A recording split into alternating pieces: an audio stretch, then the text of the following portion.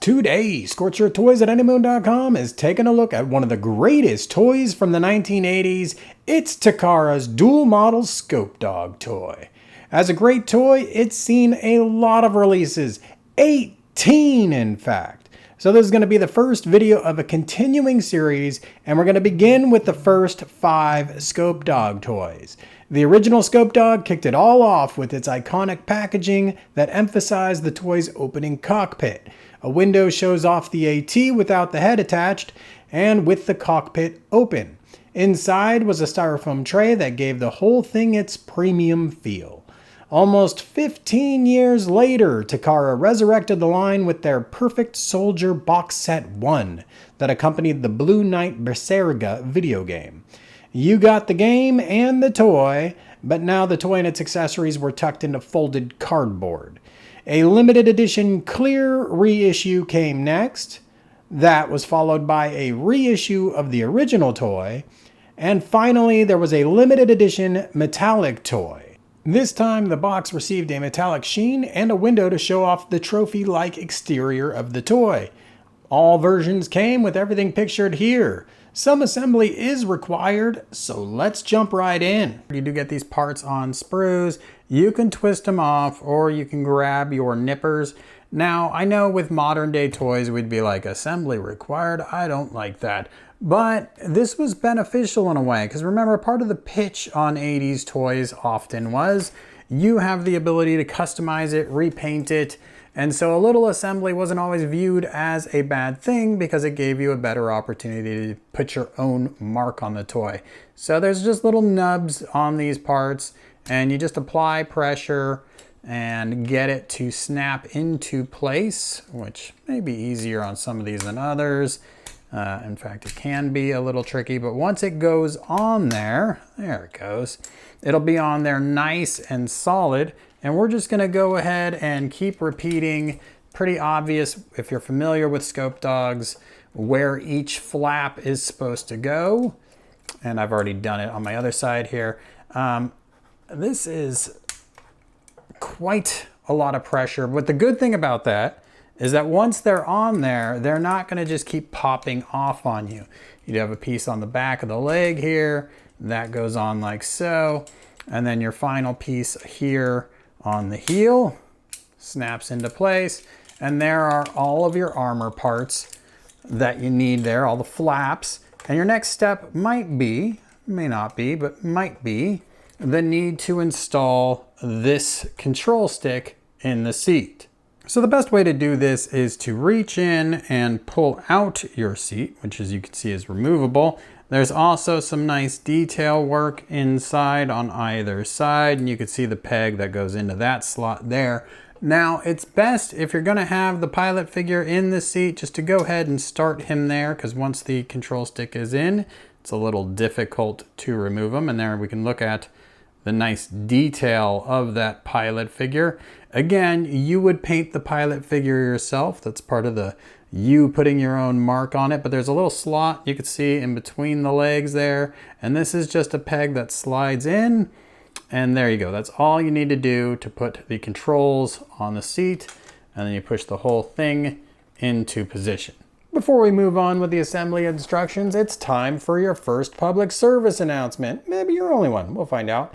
This is the Blue Knight Berserga release. It's got a different color green to it, gray trim, and a metallic visor here. It's a pretty cool paint scheme as far as I'm concerned, but there's something brittle with the plastic. And so all of these little flaps, as I was installing them, cracked. And so I had to then hold them where they go and glue everything back together. So you can see all of these panels have a big crack in them that has been glued together.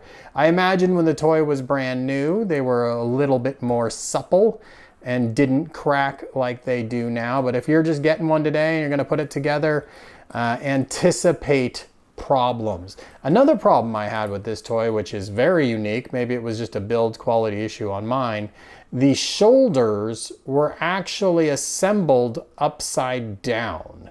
So here's some pictures of what I'm talking about. I had to, you could pop the shoulders off easily enough, and then I had to go unscrew a couple things and then just put it all back together properly. Not a big deal, but if your shoulders don't look this high, they look lower, then you've got an assembly problem you should figure out as well.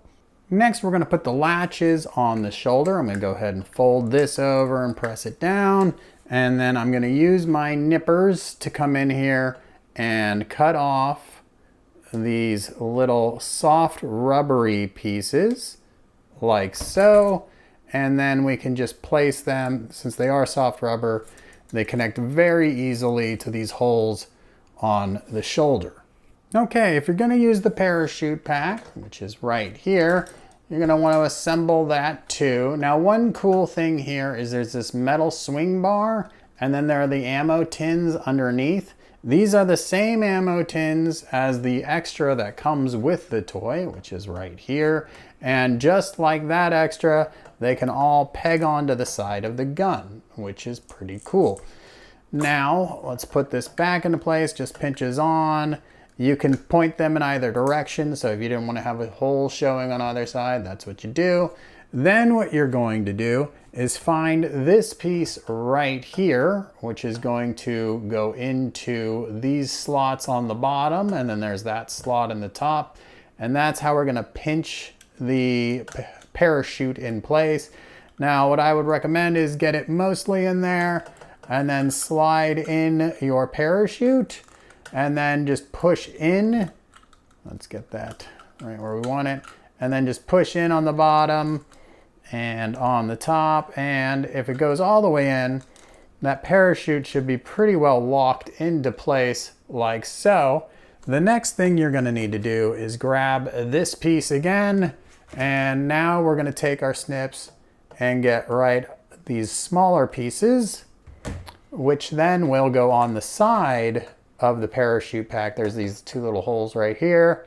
You're going to put that on there and this on here. Now they are a little rubbery, so as far as holding an extra ammo tin, which I believe is why these are here, let's see if we can pull that off. We just put that on there like this, and it's going to be really hard to hold on either side. Let's see if I could pull it off.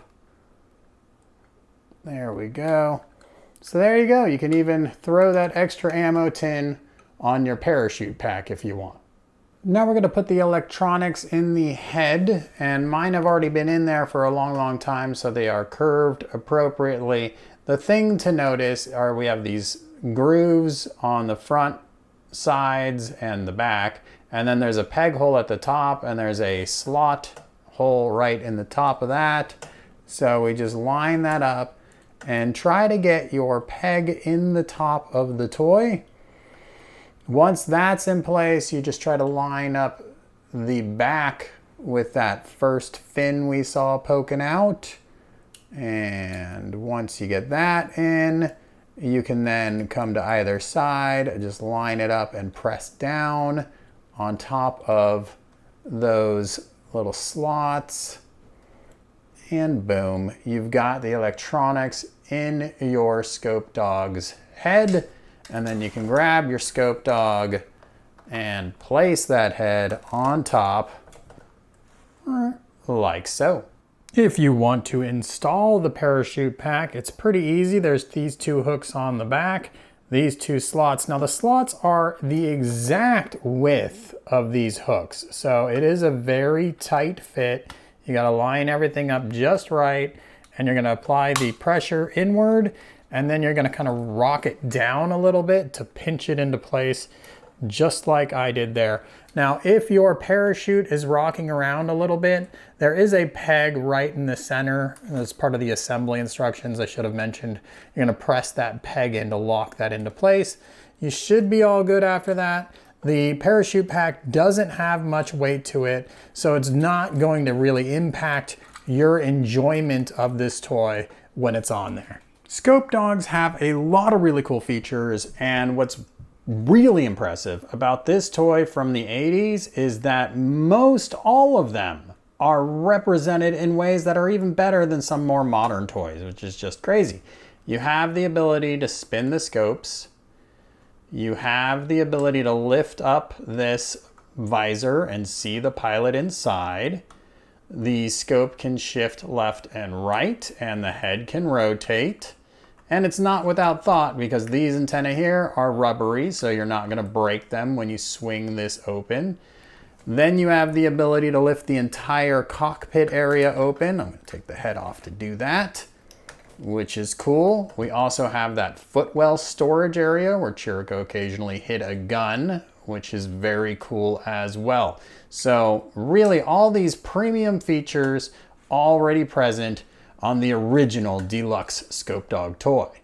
Another really great aspect of this toy is that there's so much heft in the legs that you can do these great sliding poses and the toy remains stable. It looks very lifelike, a lot of action into the poses, which is not something we always got from 80s toys. So that is pretty fantastic. I love how this thing looks and its sliding poses. Now you don't get some features, like this spike here is just a molded detail. On a lot of modern toys, that spike would come down. And on the bottom of the feet, we have wheel detail, but not actual spinning wheels that, you know, ultimately never really do anything on modern toys, but are present. So you don't get those, but you do get that heft that lets you do these fun sliding poses, which does add a lot of value to your shelf displays.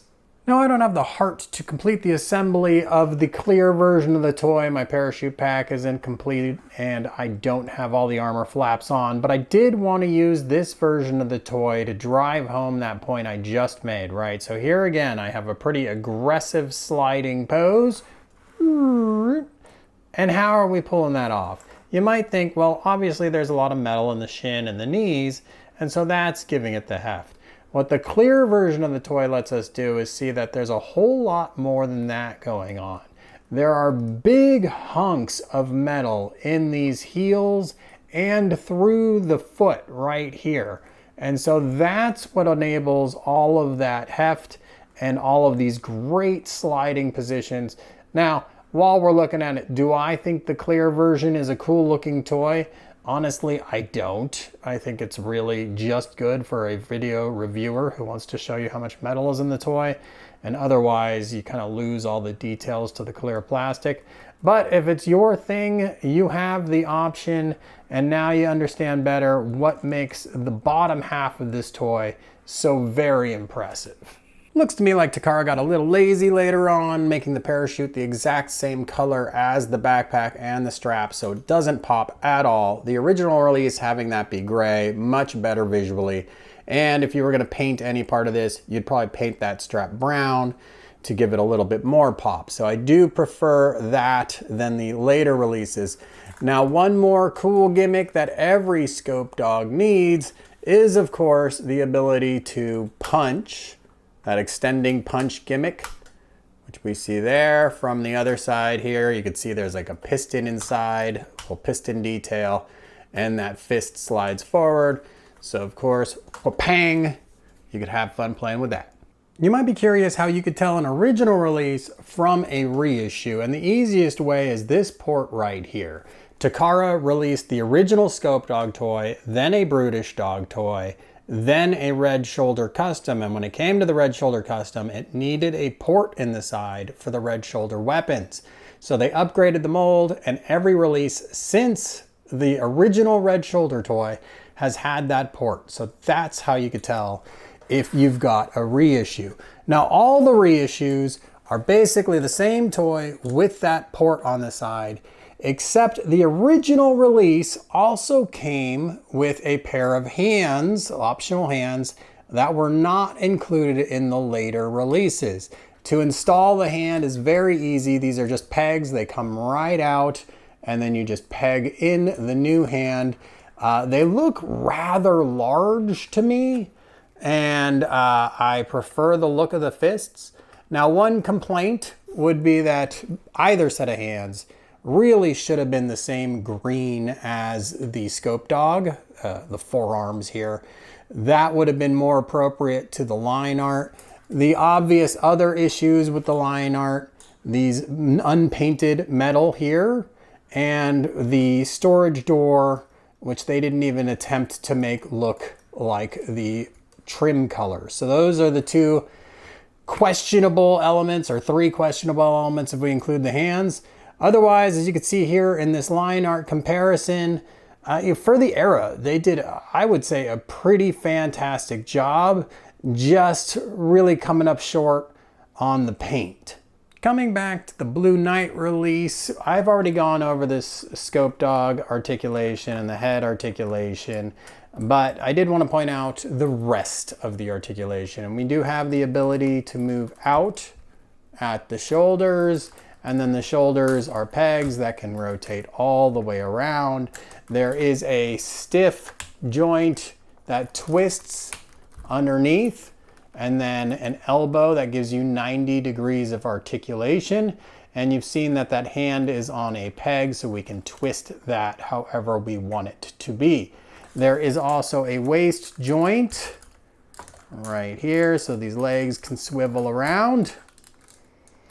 And then we have hips. Now, like the shoulders, the hips can also be pulled outward and actually all the way pegged off. So there's just a peg that goes into the waist and you can pull them out. But you can also bring that leg way up or way back, and those armor flaps are going to get out of the way for you. And then we have a kind of tricky knee. So we can bring the knee out like this, and you can see that's a pretty good range of motion for a knee. It's doing something a little unorthodox. There's a pin in the back of the leg, and then it's hinged off of that. And then it comes all the way out. You can extend it like so. This is for really the dog mode that we'll be looking at in just a moment. And then as we come down to the foot, it can come up quite, again, the calf gives way to a pivot point, but the toe itself can come up and down. There is no real left-right motion at the foot. There's a little bit of give at that top peg, which helps you get more natural looking poses where the legs are just a little bit apart. But the weakness there is that there's no ability to pivot out to get an A stance. And even if there was, there's no ability for the foot to rock to accommodate that. You still get lots of 1 foot forward, 1 foot back coolness, but that's going to be the limit on the lower half of the toy. As you've already seen, the toy comes with a gun. It just pegs right into the fist, and once it's in there, the toy's going to have no problem supporting the weight. You can have an arm extended pose. You can instead bring the arm down and have it in with a crooked elbow. Either one's going to work and look just fine. The parachute pack really doesn't inhibit your enjoyment too much of the toy. There's a couple features though that it does interrupt. The first is bringing the cockpit open. Now you can open it up still, but it won't swing back all the way like it does without that parachute pack on. And you can still see that the pilot is there. It's not really too much of a problem, just something to note. The waist is still gonna work, but you might run into the parachute pack. You can bring the legs back, but you'll run into the parachute pack. The only thing that it's really gonna stop you from doing is getting into the dog mode. So let's check that out next. The instructions for how to get into dog mode are a little funky. They show the toy just being brought back like so, and then being brought forward at the knee like that.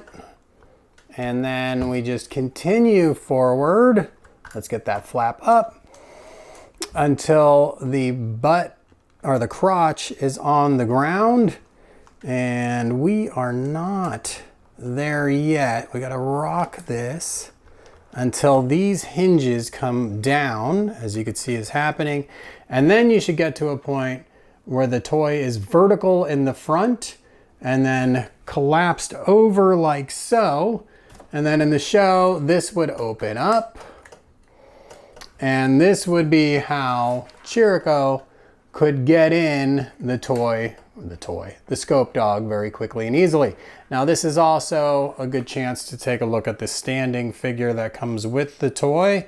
Every version has its own standing Chirico figure. If it's a Blue Knight figure, he's gonna be dark green. If it's one of the clear releases, he'll be clear. If it's the metallic release, he'll be metallic. And here is one last look at the metallic version of the toy. Looks like a trophy that someone might have on their shelf. It's clearly a fingerprint magnet, so I should really wipe this thing down at this point. There aren't any green lenses, but everything else here still representing what we saw on the previous release, just now metal plated. All of the same articulation. Again, you can do any of the same things, but now in this very shiny, chromed out glory. You can see at this point they had started matching the color of the hands to the toy too. So I think this version is very impressive. I don't know that it's for everyone. I really enjoy the look of it as opposed to my clear version, but you know, it's bizarre for sure, and I wouldn't trust putting all those armor flaps on because chrome plastic has a tendency to be a little more brittle than normal plastic as well. But, you know, leave a comment. Let me know if you've installed those pieces and if you had any luck. Congratulations, everyone. You are now Takara Dual Model Scope Dog experts. Do I recommend this toy? I think it's a lot like the 155 scale VF1 for Macross fans. It was an amazing 80s toy, the kind of thing that inspired imagination and hours of play and convinced a generation that there was even better things that could be done, and convinced toy makers out there to produce more toys many years later. And for all of those reasons, I think you should have at least one of them in your collection. It gives you the appreciation of both how far we've come and how good that original toy was to keep that fire burning for so long. Check out the full article on Anymoon. If you got any questions, hit those comments below. Subscribe, everybody, and thanks for watching.